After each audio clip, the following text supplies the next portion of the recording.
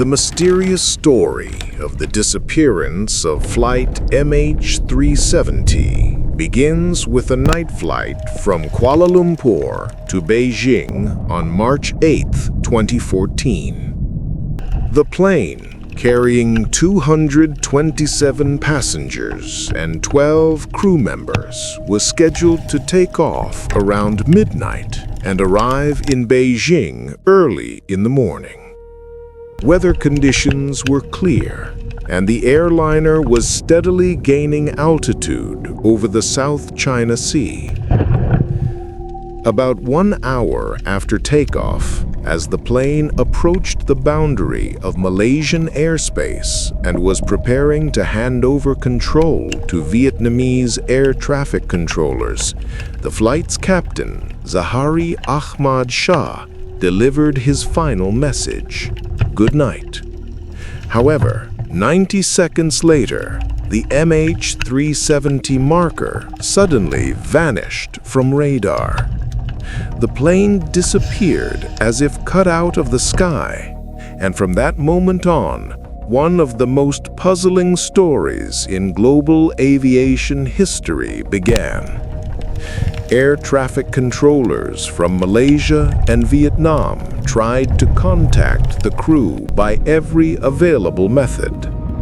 They used the aircraft's automatic reporting system, attempted radio communication, sent messages, and even made voice calls via satellite channels.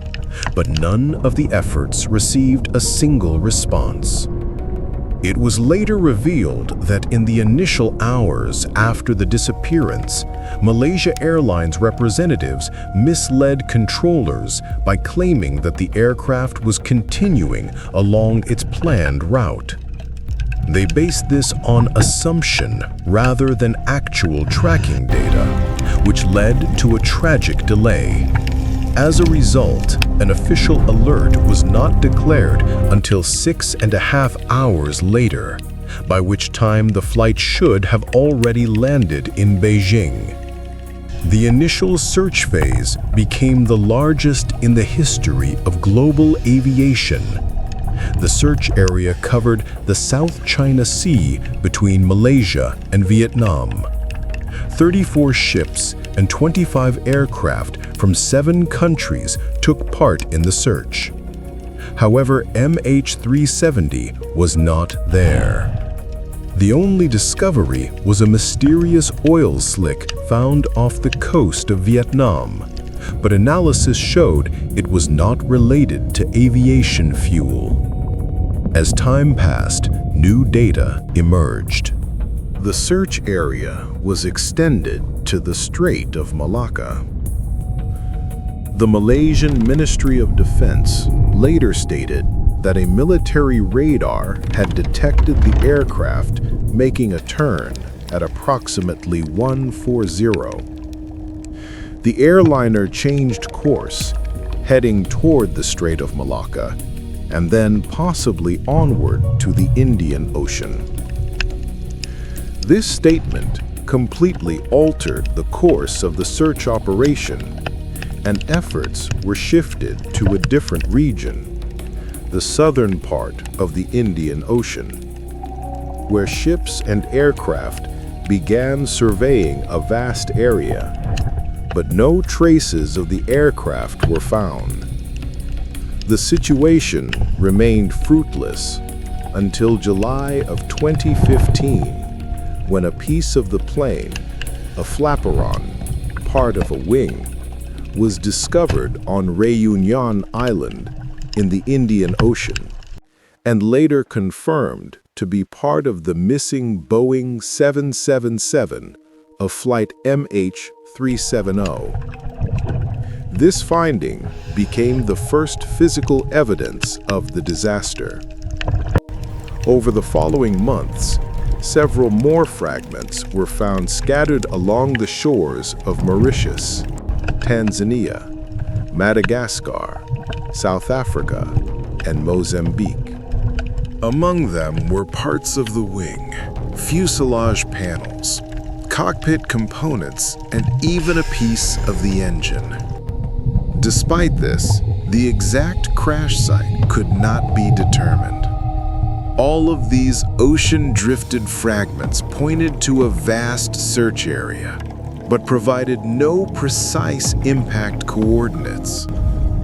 Researchers increasingly shifted focus not only to the geography of the crash, but also to the reasons why the plane may have changed course and vanished. Particular attention was drawn to the analysis of one specific piece, a landing gear door found by a fisherman in Madagascar. This fragment showed significant internal damage. Engine debris had punctured the door from the inside during the aircraft's breakup, and the nature of the marks indicated that the landing gear was extended at the moment of impact. Pilots typically do not lower the landing gear during a water landing to avoid flipping and to reduce impact speed. However, in this case, all evidence suggested the plane entered the water with the gear extended and at high speed, pointing to intentional destruction. Such an action could have been meant to break the fuselage into many pieces and make it sink as quickly as possible, leaving minimal chances of discovery. This contradicts the hypothesis of an attempted soft emergency landing. The theory of deliberate actions by the pilot is becoming increasingly plausible. According to an official statement by Malaysian authorities, Captain Zahari Ahmad Shah may have intentionally changed course, disabled communication systems, and directed the plane toward a remote area of the ocean with the aim of sinking it. Additional suspicion arose from the fact that a similar flight path had been simulated on his home flight simulator. This was confirmed after analysis of the hard drive recovered by the FBI. Although there have been precedents of intentional plane crashes by pilots in civil aviation history, the MH370 case was unique in its duration. Approximately 6 hours passed from the moment the aircraft veered off course to the presumed crash. Another theory, which suggested a fire or technical malfunction as the cause of the disaster, was also considered, but it did not explain the loss of communication, course change, transponder shutdown, and the precise navigation to an uninhabited zone. The scientific community has not stopped in its efforts to find MH370. Among the most promising approaches is the use of acoustic signals. It is known that the fall of a large object into the ocean is accompanied by a powerful hydroacoustic impulse similar to an underwater earthquake. These signals can be detected by a system of hydrophones, underwater microphones located in various parts of the world. One such signal, lasting 6 seconds, was recorded at the estimated time of the crash in the area known as the 7th arc. It was in this region that the plane's last contact point with the Inmarsat geostationary satellite was located. This arc runs through the southern part of the Indian Ocean, approximately 1,560 kilometers west of the Australian city of Perth. Although the signal was weak, it matched in time and location with the possible crash of MH370. To confirm or refute its connection to the disaster, British scientists developed a plan to conduct a series of controlled underwater explosions along the 7th arc. The goal was to compare the resulting sound waves with those recorded in March of 2014. If the match is confirmed, it would serve as important evidence and could potentially help pinpoint the crash location. At the same time, some independent research groups developed alternative methods to track MH370. One of them is based on analyzing radio frequency disturbances. When an aircraft crosses a radio signal, it causes microscopic changes in frequency, which are picked up by amateur radio operators around the world. Scientists analyzed an archive of such signals from March 8, 2014, and attempted to reconstruct the flight path of MH370. The results aligned with data from Inmarsat satellite communications and oceanographic calculations. According to this data, the plane fell into a very deep underwater trench within a circle of 30 kilometers in radius at a depth of about 6,000 meters in the same area west of Perth. However, no underwater vehicle has yet reached that point. The depth, water pressure, weather conditions, and logistics make the search in this area extremely difficult and expensive. Nevertheless, researchers are confident that another well-organized expedition could be successful. One private company specializing in deep-sea operations has already expressed readiness to resume the search if funding is secured. Relatives of the passengers, international experts, and aviation specialists continue to push for the resumption of efforts. What is at stake is not only justice, but also the safety of future flights. The reasons for the disappearance of MH370 remain unknown, which means a similar situation could happen again. As of today, the investigation into MH370 has been officially suspended. The last major search operation ended in 2018.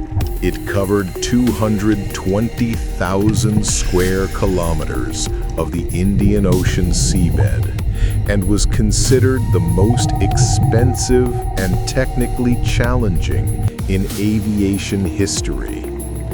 Autonomous underwater vehicles, side-scan sonar, and the most advanced mapping techniques were used.